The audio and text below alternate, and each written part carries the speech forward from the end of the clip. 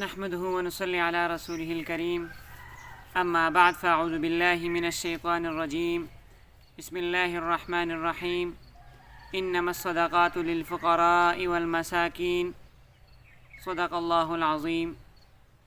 سامعین محترم، آپ لوگوں کے ساتھ میں نے وعدہ کیا تھا کہ صدقہ فطر کے مصارف کے بارے میں تفصیلی ویڈیو انشاءاللہ بنائیں گے، تو آج آپ کے سامنے حاضر خدمت ہوا ہوں۔ صدقہ فطر کے مصارف کیا ہیں؟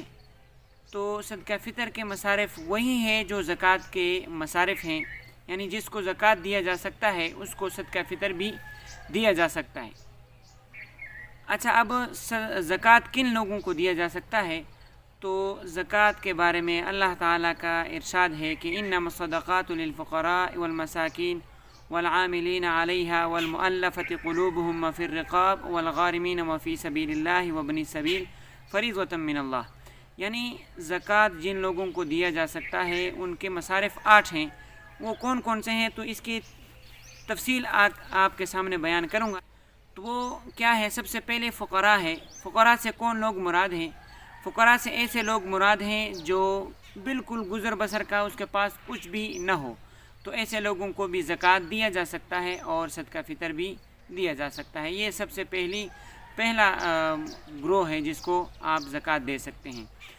دوسرے قسم کے وہ کون سے لوگ ہیں؟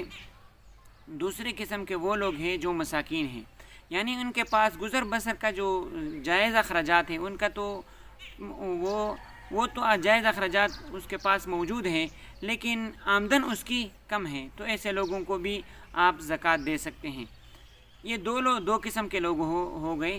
تیسرے قسم کے لوگ وہ ہے کہ جس کو عاملین زکوٰۃ کہا جاتا ہے، یعنی وہ لوگ جو شریعت کی طرف سے جو لوگ مقرر ہوتے ہیں، لوگوں سے زکوٰۃ لینے والے جو محکمہ ہوتا ہے، ان لوگوں کو بھی آپ زکوٰۃ دے سکتے ہیں۔ یہ 3 ہو گئے۔ چوتھے قسم کے وہ لوگ ہیں کہ مؤلفۃ قلوب جس کو کہا جاتا ہے، کہ جن کے شر سے، یعنی جو نئے مسلمان ہو چکے ہیں یا جو کافر تو ہیں لیکن مسلمانوں کے خلاف شر اور برپا کرتے ہیں، اور ان لوگوں کے منہ کو چپ کرانے کے لیے بھی آپ زکوٰۃ دے سکتے ہیں۔ ایسے لوگوں کو مؤلفۃ قلوب کہا جاتا ہے۔ بعض مفسرین مؤلفۃ قلوب سے وہ لوگ بھی مراد لیتے ہیں کہ جو مسلمان ہو چکے ہوں اور ان کی دلجوئی کے لیے، یعنی شروع میں تو وہ مسلمان ہوتے ہیں تو کمزور ہوتے ہیں، ایسا نہ ہو کہ یہ دوبارہ کافر ہو جائے، ان لوگوں کی دلجوئی کے لیے بھی آپ لوگ زکوٰۃ بھی دے سکتے ہیں اور صدقہ فطر بھی ان لوگوں کو دے سکتے ہیں۔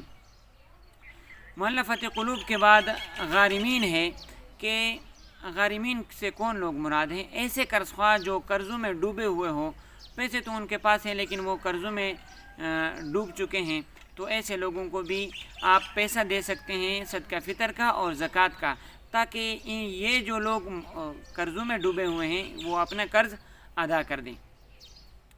اچھا، اس کے بعد غارمین کے بعد وفی الرقاب ہے، ایسے غلام جن کو اس کے آقا نے کہہ دیا ہو کہ آپ اتنے پیسے مجھے دے دیں اور آپ آزاد ہیں، تو ایسے غلام کو آزادی دلوانے کے لیے اور ایسے قیدیوں کے لیے کہ جو دشمن کے قید میں موجود ہو اور دشمن اس سے پیسہ کا مطالبہ کر لے کہ آپ پیسے دے دو اور اپنی رہائی حاصل کر لو، تو ایسے لوگوں کی رہائی کے لیے بھی آپ صدقہ فطر اور زکوٰۃ دونوں دے سکتے ہیں تاکہ وہ رہائی حاصل کر لیں۔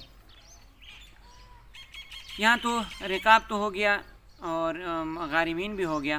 وفی سبیل اللہ، فی سبیل اللہ سے کون لوگ مراد ہیں؟ اللہ کے راستے میں جو بھی لوگ ہیں، یعنی اعلیٰ کلمت اللہ کے لیے جو لوگ کام کر رہے ہیں، یعنی اللہ کے دین کو سربلندی کے لیے جو کام کر رہے ہیں، ایسے لوگوں کو بھی آپ زکوٰۃ بھی دے سکتے ہیں اور صدقہ فطر بھی دے سکتے ہیں۔ اب فی سبیل اللہ میں سب لوگ آ سکتے ہیں جو اللہ تعالیٰ کے راستے میں ہیں، تبلیغ والے ہیں، مدرسے والے ہیں، اسی طرح اعلیٰ کلمت اللہ کے لیے جو کام کر رہے ہیں، تو سب سے زیادہ آپ کو جو اجر اور ثواب ملے گا وہ اعلیٰ کلمت اللہ کے لیے جو لوگ کام کر رہے ہیں اس پر آپ کو زیادہ اجر و ثواب ملے گا۔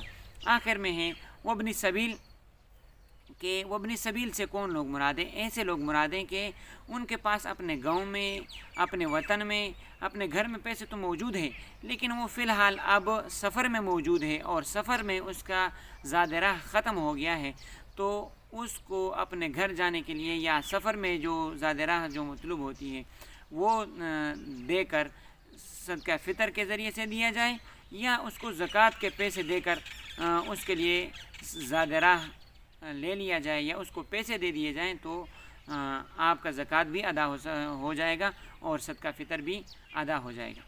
اچھا، اب آخر میں صرف ایک یہ بات ہے کہ زکوٰۃ اور صدقہ فطر یہ کیوں دیا جاتا ہے؟ یہ مالدار مسلمانوں سے لے کر غریب مسلمانوں کو دیا جاتا ہے تاکہ معاشرے سے یہ غربت جو ہے وہ ختم ہو جائے اور معاشرہ سکون والا بن جائے، کوئی غریب اس میں نہ رہے۔ چونکہ ظاہر سی بات ہے، دنیا میں جو آدمی آتا ہے تو وہاں پر دنیا کے آلات اگر اس کے لیے صحیح نہ ہو تو اس کو دشواری ہوتی ہے، تو اس لیے زکوٰۃ ادا کریں، اللہ تعالیٰ کا حکم ہے، اور معاشرے سے غربت کو ختم کریں۔ کسی اور ملک کی طرف جانے کی کیا ضرورت ہے؟